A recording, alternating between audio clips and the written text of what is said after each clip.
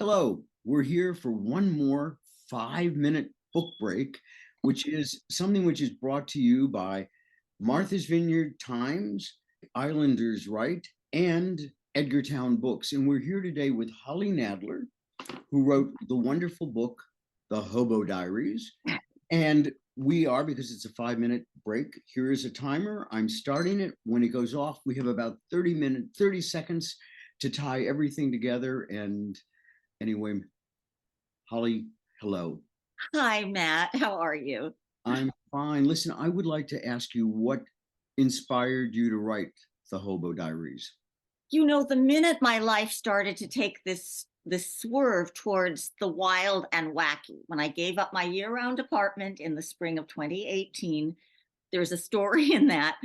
I realized it's all rather hilarious. And if I could just sit down and write about each part of the adventure or misadventure as it came up, I could entertain people. And that's sort of what I do.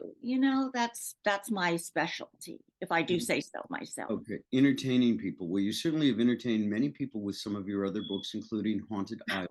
What for you is the process of writing the book? What process did you go through? The process is just sitting down in the morning and writing a certain amount. And I don't even keep track of it anymore. Maybe it's half an hour to start with. It always builds up. And just every morning at the same time, you sit down and do it. That's what writers do to establish discipline. That's great. I wish I had more of that discipline every morning. Just start with 15 minutes or even half a page and then keep building on it. Now, Hobo Diaries is an incredibly personal piece of work. It is autobiographical of a specific period of your life. Mm-hmm. And what is the message that you would like people to come away after they've finished reading the book? Well, in this day that we all seem to be experiencing extra challenges, everyone talks about it. On the news, they talk about it. This is a troubling time. I think that as we figure out a way through life and what works best for us, that if we don't fall into the pit of despair, for me, that has meant three things. Pursuing resilience, because you look back on the day and you go, wow, I don't know how I got through it, but I did. Yay. Resilience, humor, and hope. I think we need hope or we just won't make it.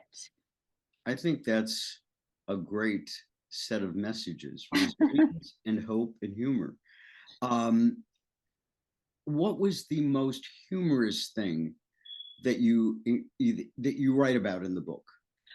I think just because it was the most ridiculous, after I gave up my apartment and everyone said, don't do that. You'll never find another year-round apartment on Martha's Vineyard. And I thought, but I know so many people, I'll be fine. But I wasn't fine. They were right. You don't find another year-round rental.